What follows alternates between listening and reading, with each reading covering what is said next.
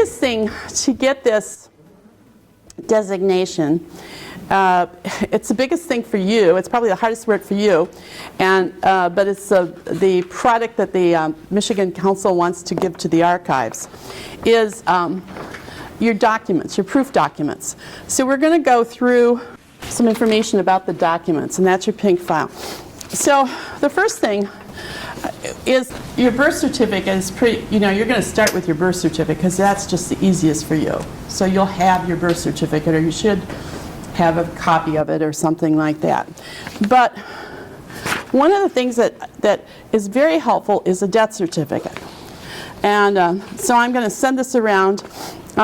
So the big thing is to connect you to your parents. Your birth certificate will have your mother's name or your father's name on it. So that connects you to that generation, which is your generation 1. Generation 2 is your parents. Death certificates can also be used to connect generation 2 to generation 3. So a birth certificate from generation 2, so your father's or your mother's, whichever ancestor you're using. I'm just going to use my father's death certificate as an example. He died in 1977. But it has a place on here, and this was in California, but it says descendant personnel data. Now, different states have slightly different things, but California did really well. The name and birthplace of the father, the name and birthplace of the mother, and then it says name of surviving spouse.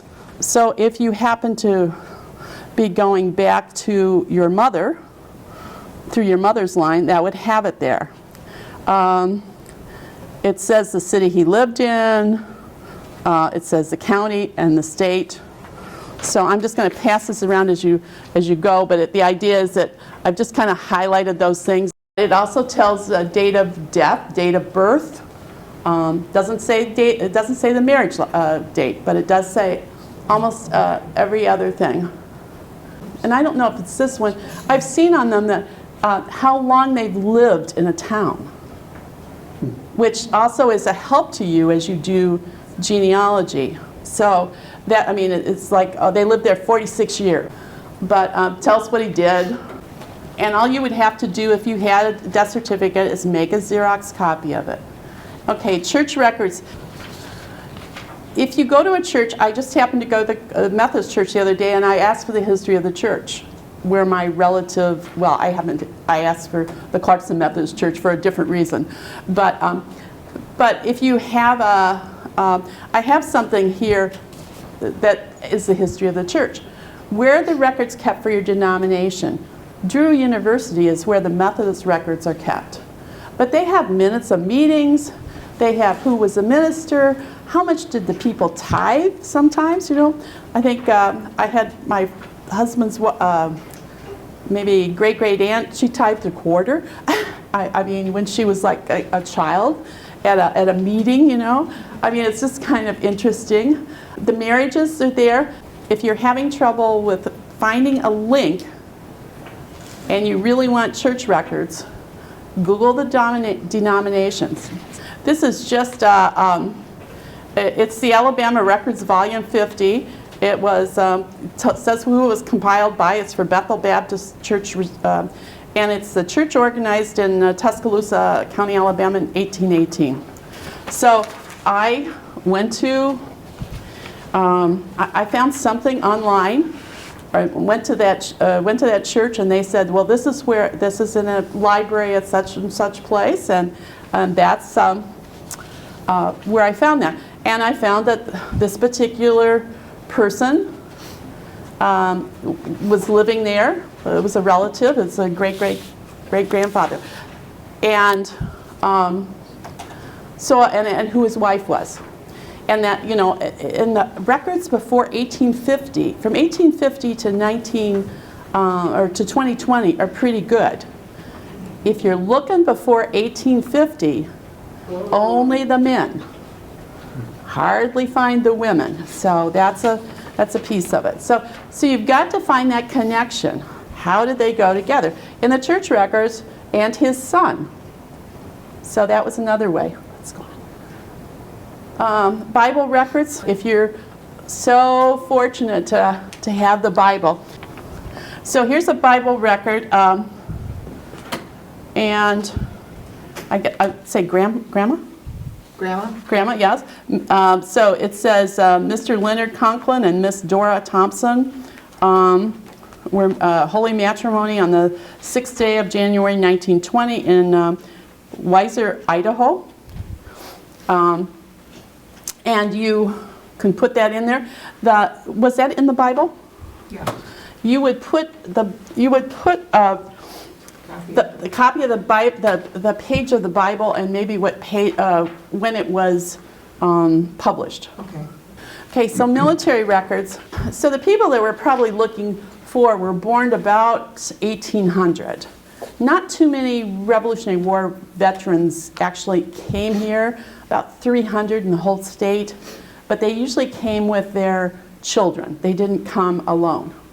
But the enlistment, if you can find it, service records, discharge, pension papers, the wars there are listed.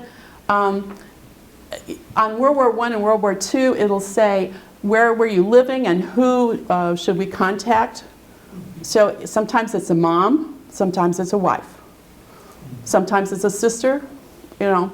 So but it'll say the relationship there. So you can use those too. Now I just found this, which was kind of interesting. It's my third great grandfather. So there was a war, it lasted about 2 years, and he was from Illinois, and it was on the border of Illinois and Iowa, and it was called the Black Hawk War, and it was an Indian war, not a big one. But I thought these were all kind of cute. They were all from Gallatin County, and he lost one saddle that was valued at $14. But you know, there was a sword that was lost with the baggage wagon, and you know, so it was just a fellow lost his blanket and whatever. So there's all kinds of things on the web that you know, that you don't know that your relatives might be, or ancestry if you have ancestry. Census records. Census records is going to be your best friend from 1850 back, maybe even 1900 back, depending on where your families were. But they give you birth dates, and sometimes they don't give you a birthday. They don't say Samuel Miller or E.B. Bailey was born on a such and such date, but they do say that he's 41 years old. So you have to do the math, you know. Oh, this was the census of 1860. My grandfather here was 7/12 of a year old. So he was born actually in 1859. Usually the census was taken in June, not always, but mostly, and so that kind of gives you a little information. It'll also tell you where they were born, where their home was in 1860, and the people who are older, there are in this particular one, there are 6 people, 32, 26, oh, they're probably the parents. Then there is a 5 and a 2 and a 7/12. They're the kids. But then there's this gal that's 62 years old. Grandma, yes, absolutely. And so you have all that information.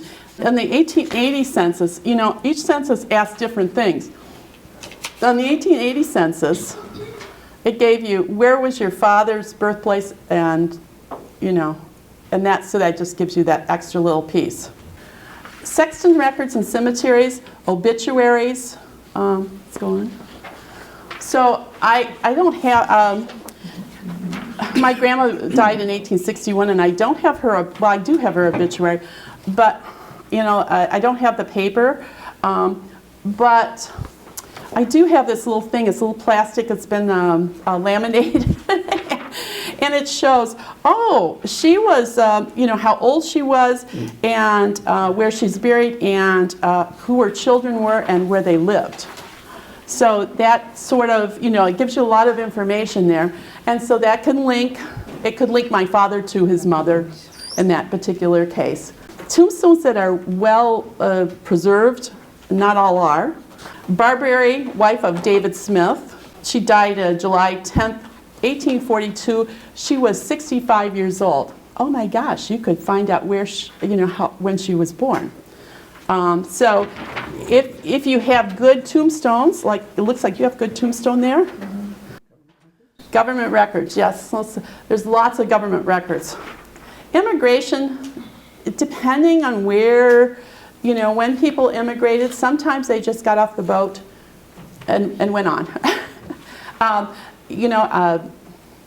Castle Rock and Ellis Island were not really open until the late 1880s, so they're not really part of anything that would probably be part of what we're doing. Naturalization, sometimes there are naturalization papers, it just depends. Passports, I honestly don't know. But the last three are great sources of help for especially that 1800 to 1850. Land and deed records. This is one of Charlene's relatives, Peter Miserole, and it's interesting, he was Dutch and Martin Van Buren was Dutch, and he was, I think, the 8th president at the time. And it's interesting because his son was his secretary, and so the president didn't sign these deeds, but when the government sold the land for the very first time, you got something that looked like this. To all to whom these presents shall come, greetings. Whereas Peter Miserole of Oakland County, Michigan, went to the Detroit Land, I'm going to just paraphrase it, went to the Detroit Land Office, and he purchased the southwest quarter of the northwest quarter of the Section 19 in the township, 4 north of Range 9, east in the district of land subject to sale at Detroit, Michigan. And actually he bought some property in Independence or Springfield Township, I don't know. But it was signed by the president or his secretary. You'll have one of those, if you're here back in the 1800s, you'll have a piece somewhere in your family that's like that. And the first time I saw it, oh, signed by the president. Well, not really, but I happen to know Van Buren's son was his secretary, so it was signed by his son. So that kind of gives you a land record. Probate, not as many people actually have wills today as they did back in the 1800s, and they made sure they listed everything. The brooms, the hogs, the horses, the beds, the linen, and potato crates. yes, ridiculous. I mean it's fascinating. And then they put a price on them, which was very interesting. Mm-hmm. And then many times they would list their grandchildren. If say a mother had they had a daughter and she died, then the grandchildren were listed. And they will say, and the children of. So you can find 2 or 3 links there. Tax records and county records. And there were taxes. There were poll taxes. Sometimes because you didn't have a house but you had a horse, you paid a poll tax. That's not going to help you much with this, but there are things. Here's a land record, and this is from the map of 1872 of Independence Township. And it just lists who lived there and where they lived and how many acres they had. Now, if you lived in town, you probably weren't listed. But you'll see the Millers, George Miller's over there off of, they don't always list the streets like you would, but you can kind of, the interesting thing I think for me was Green's Lake, well, Mr. Green owned that land. And so you're thinking, oh, that makes a lot of sense. An Irish lived right next to Independence Oaks, and so it's just kind of interesting where people live, and Mr. Reese lived on Reese Road. We're talking about newspapers now. Central Michigan University is the archiving for Michigan newspapers. So if you need things, obituaries, Ancestry has newspapers.com. I think it's very interesting. I found a 1961, April 1961 Clarkston News. Now the Clarkston News at that time was Clarkston, Waterford, Drayton Plains, Springfield. I mean, it was more than, but for some reason, this is all I could print off. I could not print the whole thing. And it is interesting. It was 7 cents. But I found a 50th anniversary of the Bilbys. Well, I happen to know Linda Bilby. It was her husband, her ex-husband's grandparents. But it was just fascinating that, it kind of talks all about them. And there's a little bit of who helped with it. And I think the children are mentioned there. So the Clarkston News and the Oakland Press, or the Pontiac Press, as it was known back then, those things are online, or Central Michigan, CMU has it on their archives. This is volume 2 of the History of Oakland County 1912. Respected people in the communities were asked to, and I think they paid for it, to be in these books. I mean, I think there was a contribution, donation, whatever you might want to say. But the book was written in 1912. And so if you want to use something like this, this is what Charlene and George would use to say that their family came in 1835. So they're going to copy that first page, and it was published in Chicago and New York in 1912. And then they would use a page, okay, David Miller. And it says here, in 1835, the parents of Mr. Miller, with their 4 kids, came to Michigan and settled on a farm on which David was born, a tract in the timberland in sections 14 and 15. Here the father, assisted by his eldest son, settled down to make a home for his family, clearing, cultivating. And then it'll go on and it says, George Miller was known as an honest, upright, industrious citizen, ready to help those less fortunate than he.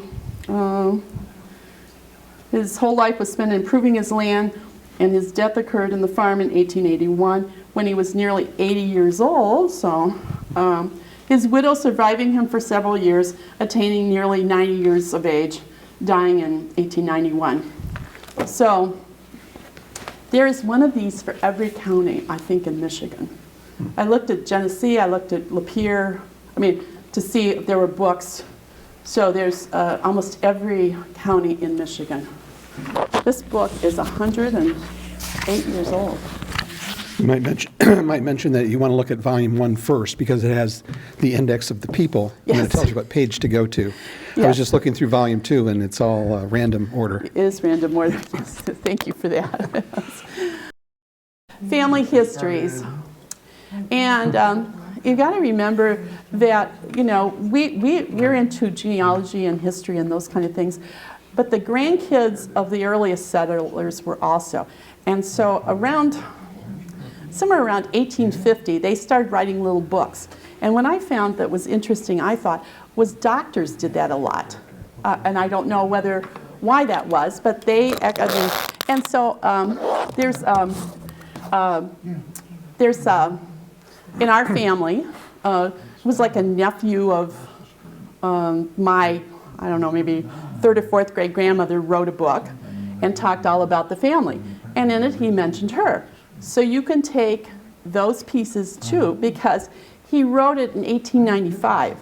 So she was born about 1800, but he knew her because she died about 1880. You can't take a book that I would have written about my third or fourth great grandmother in 2020. But you can take those old books that people wrote because they knew them, or they at least knew somebody that knew them. You know, I'm probably 4 generations away from knowing anybody. So there are books like this. This is the Clarkston Historical Society book called The Way We Remember It. And it's interesting because it has no published date. And it does have, it was edited by Tony Smith, our executive director for the Historical Society, and it acknowledges these people. The interesting thing in it, though, is the people here were alive and wrote it. So Elizabeth Rock, who was our postmistress, Charlotte Mabey, who's a cousin to Charlene, and wrote something. Doc Thayer, who even I knew, but it's been passed away for probably 20 years, something like that. Dan Addis, who came with, he went to school, he graduated in 1938 from Clarkston School, so, you know, so they're the older generation, and they were interviews. Ada Grace was interviewed in 1975. Well, that's 45 years ago, but she was born in the 1800s. So you can use the information in here because the person actually gave it. So Beth has this book called The Family of Daniel Shays. And Shays' Rebellion, if you remember, when George Washington was president, he started taxing whiskey, right? Mm-hmm.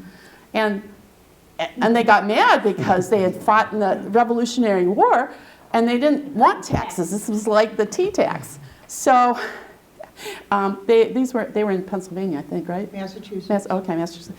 And so he sent, I watched the 6 Hours of Washington, and he sent somebody to quell, one of the army to quell it, but don't shoot anybody because they were patriots.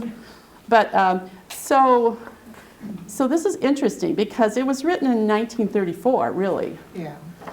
Even though it was published in 1987 by the New England Historical Genealogy. And to some degree,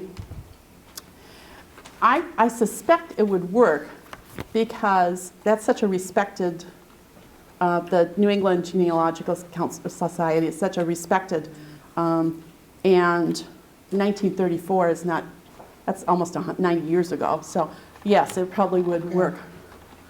Is that, and this one is, okay, so this obviously would work. It's a history of Prescott. Is it Prescott, is it the town of Prescott or is it the family? It's a town. Town, okay. So that would work because it was written, it was written in 1898. So you're more, it was those grandchildren that started to write these books because they wanted their relatives, they'd heard these stories, you know, some of the aunts and uncles were still alive. I mean, it's interesting, we thought people died when they were 47.